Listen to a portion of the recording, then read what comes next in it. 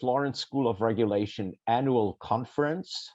It's the 10th year already. This year, we talk about infrastructure investment challenges and reconciling the three main pillars of EU policy: competition, decarbonization, a single European market, internal market, decarbonization, and digitalization.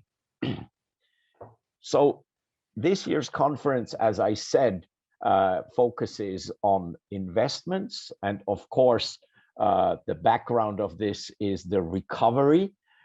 We will start our conference with a keynote by Alessandro Carano, and I will introduce him right after. After that, we have 2 days of paper presentations. Unfortunately, we cannot do this physically, but we have found a format already last year. So we have enough time for 13 paper presentations and feedback to each of the papers. 78 registered participants, so thanks for being with us. And at the end, we will have a closing roundtable with all the FSR directors, and we will also give the best paper award. And the best papers will qualify for our journal competition and regulation in network industries, as you know, and then we will also publish a network industries quarterly from that. So I stop my slides here and I welcome Alessandro Carano to give us his keynote speech. So Alessandro is currently a senior advisor in the European Commission's Recovery Taskforce, which is, as you know, responsible for the implementation of the Recovery and Resilience Facility. He will explain his role. Previously, he has been a member of the cabinet of the Commissioner of Transport, Violeta Bulc, also responsible for investments and financial instruments, including the Connecting Europe facility. Before, he was a senior advisor to the Deputy Director General of the European Commission's DG Economic and Financial Affairs. And before that, he was at the European Investment Bank. So you see, Alessandro is exactly the right person to talk to us about the investment challenges in the context of the current recovery. So Alessandro, thank you very much for being with us. We look forward to your speech, and after that we have a 15-minute Q&A. We will take your questions on the chat, and then we will convey them, and Juan will present them. Alessandro. Thank you very much, Matthias, and thank you very much to the Florence School of Regulation for inviting me to give the opening speech to your today 10th annual conference. So I'm very pleased to be with you today. My presentation will focus on the recovery in the European Union, and I will split it in 2 parts. First, I will talk about the macroeconomic situation and the economic forecast for the coming 2 years, the outlook. And second, I will zoom in into the recovery plan, also known as the Next Generation EU, also known as the Recovery and Resilience Facility by the name of the main instrument we have launched. So, and this is a very timely moment to have this presentation, because this instrument is actually now precisely in the takeoff phase. So, first of all, the situation as we see it from the European Commission economic forecast, there are the first signals that the economy is bouncing back out of the crisis. Of course, the crisis was very deep and intense in many sectors, more than in others, and we had quite a significant drop in in the consumption and in the employment in many sectors and in many member states. But now we see some signals of economic growth coming back, and employment we expect it to follow with a slight time lag, as it's normally the case in these situations we have seen also in the past. The fiscal measures that have been put in place both at European level by the ECB, monetary policy, and then the fiscal measures put in place by the member states have helped to shelter the economy and mitigate the effect of this crisis to the extent possible. The inflation for the moment we expect to remain moderate, although there are some signals in the short term that some prices of the commodities and energy are spiking, but we don't know whether this is the effect of the kind of overshooting after the drop. So we see an outlook with the upside and downside risk to be broadly balanced, different from the situation, of course, of 6 months ago. The main driver for this economic relatively positive outlook is the trend in the COVID cases, and also especially the trend in the uptake of the vaccinations across the EU, which is picking up speed, in particular in the last couple of months. And this is the driver for the social and economic recovery, as we all know it. Now, this chart shows the growth map, our forecast for this year and for next year in terms of real GDP growth compared to the year before. So we see a significant rebound in some member states that are those that were particularly hit in the first wave of the crisis, and then we see this consolidating and taking up momentum and speed into next year. So the situation is quite differentiated, as it was differentiated already before the crisis, and as it was differentiated in terms of the impact of the crisis in 2020 in particular. Now, the outlook is improved, as I said, but still remains and will remain for some time below the pre-crisis trend. So the real GDP growth path is indicated with the line, with the straight line, and the various forecasts that we issued in 2019, twice in 2020, and now the latest one a few weeks ago for the spring 2020. So the various lines you see in orange, in green, etc. These are our forecast, which was adjusted, but essentially now is slightly improved in spring 21. It's a better forecast than in autumn, but still it's below the historical trend, which is shown on top of this chart. So there will be some time until we go back to pre-crisis levels. Probably 23, 24 is the estimate, but it all depends on the speed of vaccination and other variables, obviously linked to the variants and other factors like inflation and geopolitical situations and the stability of the various political situations in various member states and external factors, external trade with the rest of the world. This shows the composition of this GDP growth, because we all see these, let's say, top line numbers of GDP, and we all know that the GDP does not say everything, but at least when you start to analyze the components of GDP, you have a better picture of what is happening. So, of course, here we see that the drop was due primarily to the drop in private consumption in areas like transport, food, etc., tourism, and all the expenses of households that did not materialize to a large extent in 2020, but also drop in private investments, housing, cars, and also investment by companies. These were the main reasons of the drop. I think this intuitively we could all say. now we have also the data to show it, and this will be also the drivers of the economic growth looking forward. This is the budgetary outlook. Before I've shown a similar map, but that was about the GDP forecast growth.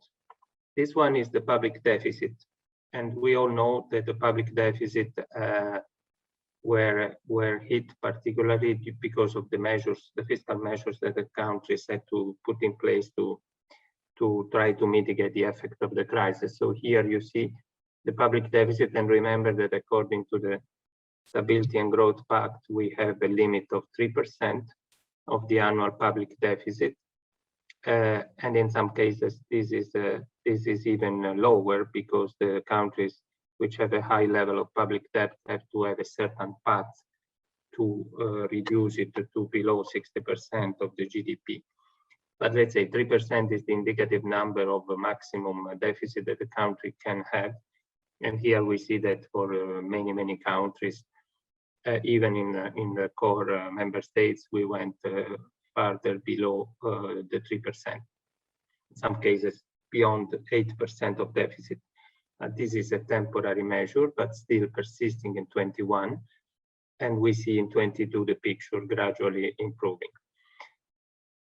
Again, it will be important to make best use of all the instruments available, and the monetary policy, but also the support from various EU programs. This is the point on employment, because you see the employment expectations with the major drop, in particular in the construction and in the services, that happened at mid 2020, and then the gradual recover as the measures were more differentiated, that enabled some sectors to gradually restart. And now the trend is exponentially increasing in the last few weeks, and we hope it will persist. So the expectations are already almost back to pre-crisis levels, but for this to translate into real employment figures, we need to wait a little bit more. So now we have the various, excuse me, what are a little bit the factors that could impact the social and economic development in Europe. Obviously, the faster vaccination could have a positive impact, more effective medicines and treatments. On the other hand, we have the concerns about the variants that may create problems, and whether or not external factors on trade and movement of people beyond Europe, between Europe and the rest of the world, would have an impact on the European situations, especially on trade, but potentially also on tourism, and people exchanges, etc. On the economic side, we are waiting for, there could be a stronger impulse from the package that has been put together by the European Union.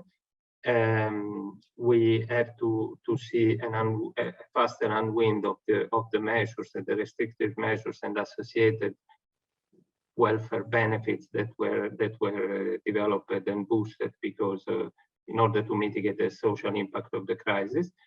But that has to be balanced, because it should not be phased out, let's say, too early. It needs to be calibrated. And we have to be careful about indebtedness of the public sector and also the private sector. Here we have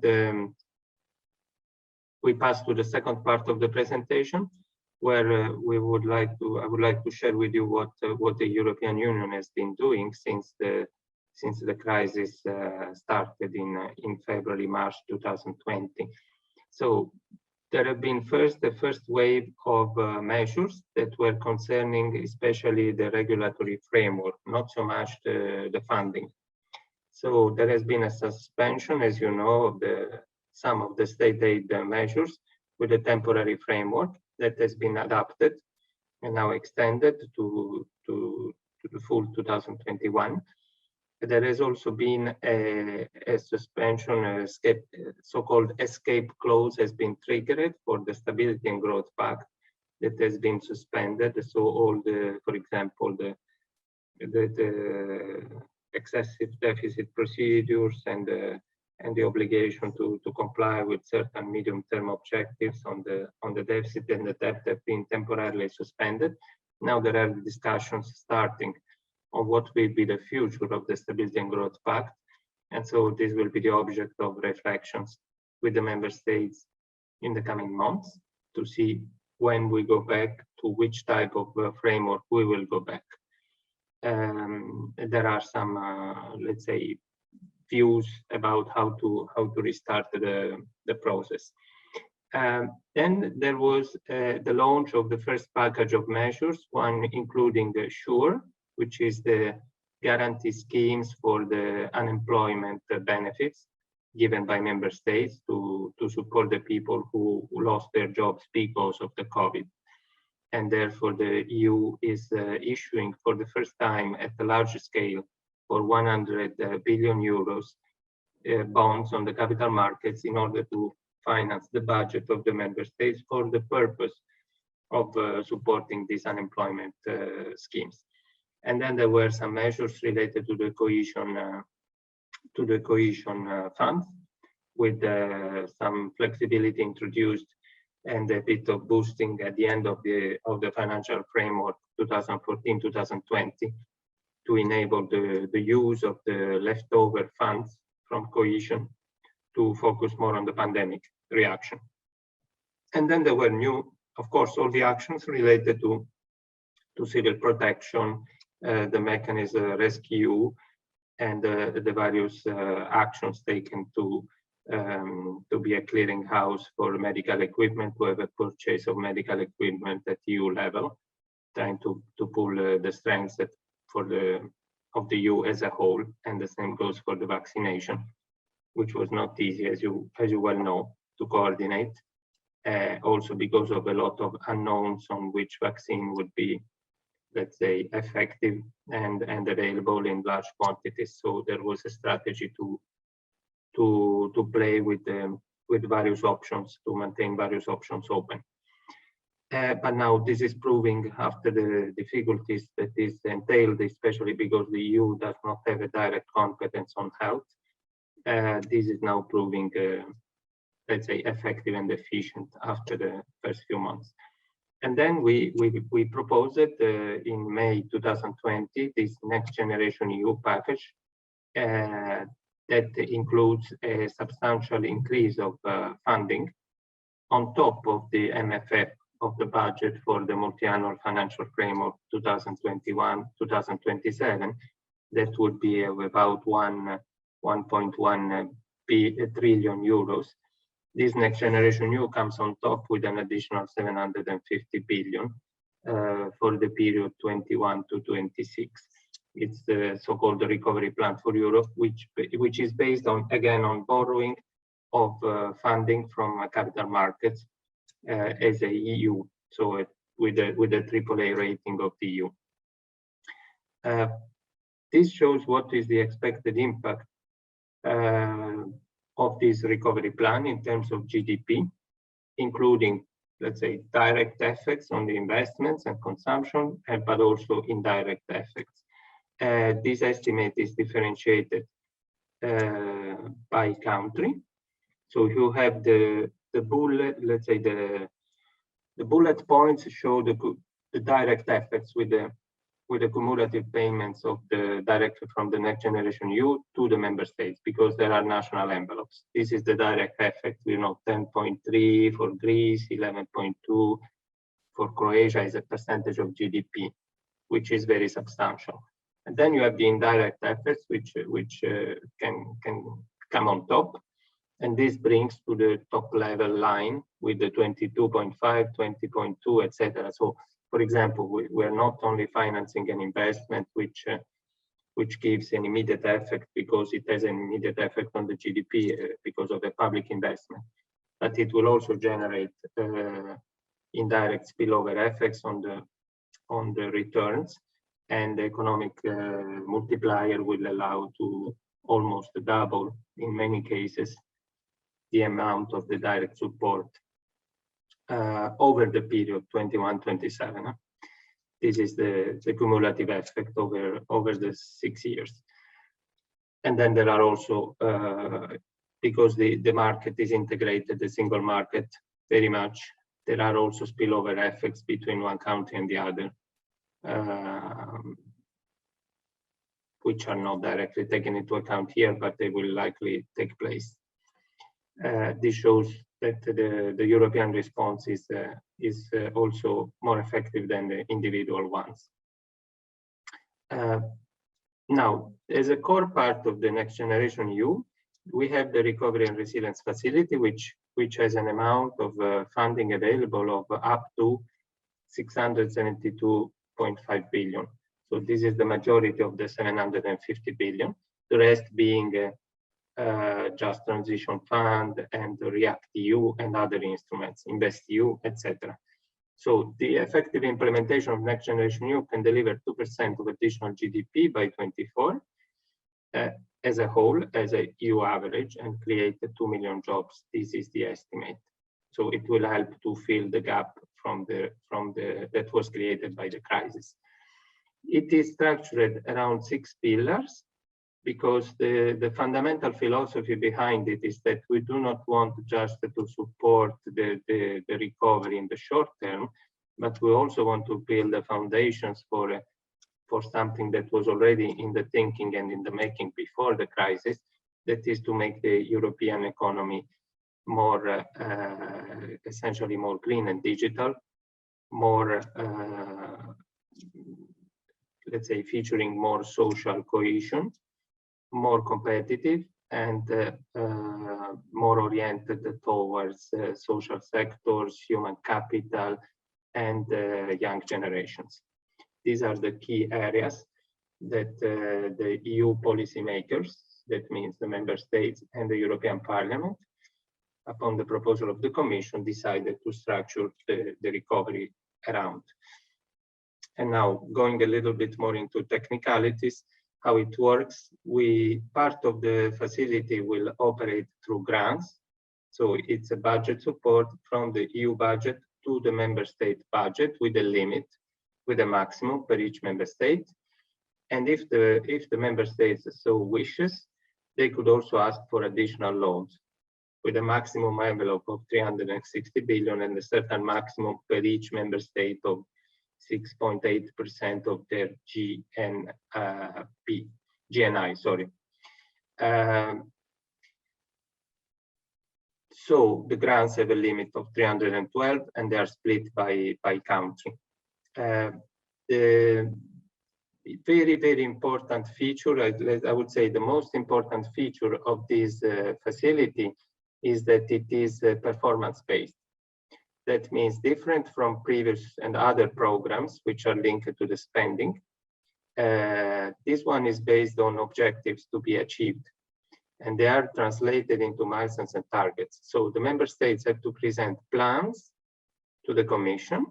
They are called the National Recovery and Resilience Plans, which contains a set of reforms and investments covering the entire period until 26. And these reforms and investments in various sectors, it could be healthcare, labor market, public administration, justice systems, and of course the connected industries, transport, energy, digital, etc., research and development. All these areas will be the object of reforms and investments, and we will have milestones and targets to see the progress towards specific objectives which are defined by the member states and needs to be agreed by the Commission and then by the Council. So this is the most important feature. On the basis of the achievements, the payments will be done, except that in the beginning, once the plan is approved, the EU budget will give a pre-financing of 13% of the envelope of each member states, already starting from this summer. And then the rest will follow every 6 months when we have the evidence that the member states is achieving these milestones and targets related to the reforms and investments twice per year. There will be a monitoring system, and that will be tied to the disbursement of tranches up until the final one in 26 to complete the envelope. If some milestones and targets are not achieved, they can be postponed to the following semester, or the plan can be amended if they cannot be achieved at all anymore, because things may change, of course. We have a number of assessment criteria. I will come back to this in a moment. For the green transition, I know it's a topic of today, among others. There are clear objectives which are linked also to the whole taxonomy experience and the regulations that were developed in recent years. There are the 6 objectives that you can read on this slide. And importantly, each plan of each member state need to include a minimum of 37% of climate-related expenditures. And none of the other measures, for the other 63%, none of them should do any significant harm on the basis of the definitions we have in the taxonomy. With respect to digital, similar points, we have 4 clear objectives, both on infrastructure, but also on skills, on high-end technologies and cybersecurity. And here, each plan of each member state should contain at least 20% of expenditures linked to the digital, with a specific methodology, which is part of the regulation, the same for green, that enables to understand how to tag each measure, each reform, each investment, and then make the weighted calculation of how much the climate and the digital targets are achieved. As I mentioned, there are milestones and targets to verify the progress of reforms and investments. Milestones are typically qualitative achievements, for example, the adoption of a legislation, the entry into force of certain measures to improve the labor market, for example, or to reform the justice system. And the target is a specific result in terms of, for example, of number of square meters of buildings which received energy efficient deep renovation, for example, or number of hospital beds created, or number of students, number of SMEs, number of railways, etc., etc. We had in the regulation the requirement that each member state should hold a public consultation, so as wide as possible. Many ran this through real public consultations that took even some months. The majority of member states consulted the parliament and held a lot of sessions with the civil society. These are references. I know many of you are academics, and so it would be interesting to go through the regulation, which I sent also to Irina. She may make it available after the session. There are also some delegated acts that will come out in the second part of this year on the common indicators and the scoreboard to track the progress and the results of the facility as a whole, based on each member state's progress, and also to identify the impact of the social expenditures on the social aspects. Then there will be a lot of acts that will be adopted by the Commission and then by the Council to approve each plan of each member state, and this will start already this month and will follow in July, August, etc., etc. We also issued the 2 important documents for guidance to member states. One is to give guidance on the whole preparation of the plans, which was published in January. Everything is available, of course, on the website. And the guidance on the do no significant harm principle, which is something new in terms of application to the EU budget instruments, because it was started from the taxonomy, but this would apply in the taxonomy to the private capital markets instruments. Now we are applying it also to instruments funded by the EU budget for the first time, so we had to develop a new guidance on this. Now, where do we stand today? We received the plans from 23 member states since end of April, when was the first deadline. And we are expecting the other 4 to come in the coming months. And we are very busy assessing these plans because we have a deadline of 2 months from the submission, and 13 of them were submitted on the 30th of April. So for the first batch of member states, we will have a decision by the Commission on the assessment by the end of June, and the rest will follow on a rolling basis. There are very intense discussions between the member states and the Commission.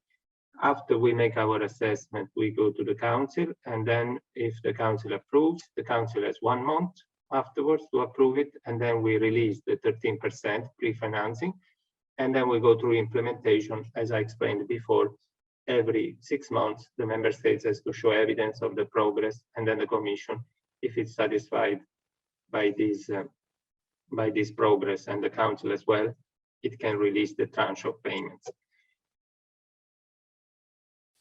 These are the key criteria we are looking at, whether they comply with the country-specific recommendations that were part of the European semester in 2019 and 2020. And these are broad recommendations to strengthen the economy, essentially in all aspects, and the public administration. We are looking with a particular emphasis on the green and digital indicators, and on the growth and the social aspects, and then also compliance with state aid, because all the money that goes through the member states budget will be subject to the same rules of state aid as the rest of the budgets of the member states. These are the 11 criteria structured by relevance, effectiveness, efficiency, and coherence that we are using to assess the plans of each member states, and there are a number of methodological considerations behind each of them. I cannot go through due to timing today. I leave you the final contacts for media and for non-media general inquiries, and I stop here. I would be happy to take any of your questions. Thank you very much. Thank you very much, Alessandro, for this very comprehensive overview